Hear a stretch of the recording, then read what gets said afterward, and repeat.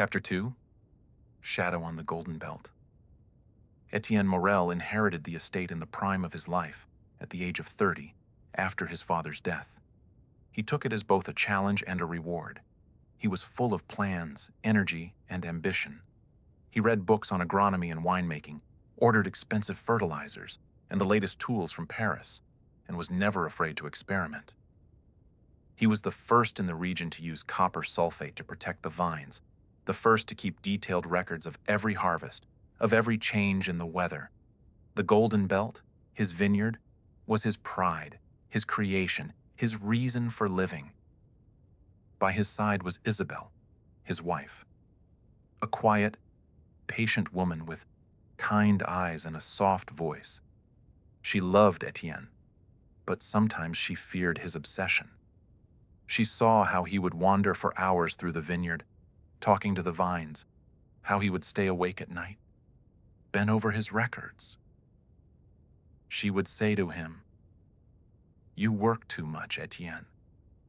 He would answer, "I work exactly as much as I need to so that our children will want for nothing." And in his voice there was no tenderness, only steel. Under his management, the estate reached the peak of its prosperity. Morel wine became the standard of quality. Merchants from Lyon and Geneva came in person to taste the new vintage. Old Laurent, the vineyard keeper who had worked for the Morels since Etienne's father's time, would shake his head and say, "I have not seen such a harvest in 40 years.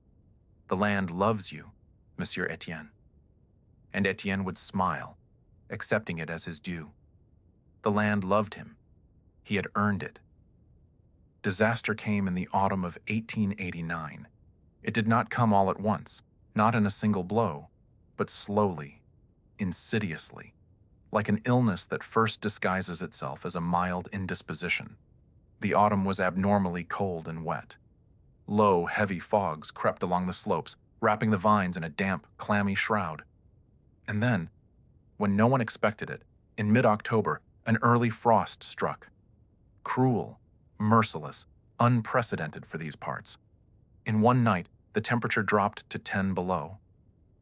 In the morning, Etienne went out to the vineyard and saw that the leaves had blackened, and the young shoots he had so carefully tended had turned into icy, brittle skeletons. It was a blow, but Etienne managed. He pruned the damaged vines, covered the roots with straw, did everything he could. He told himself, "It's all right. The vines are strong. They will recover.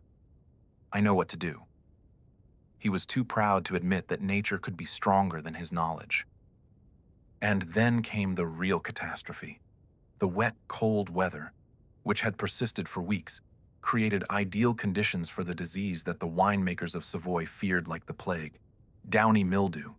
This microscopic fungus, brought from America with imported seedlings, was merciless. It attacked the frost-weakened vines with the greed of a predator that has scented wounded prey.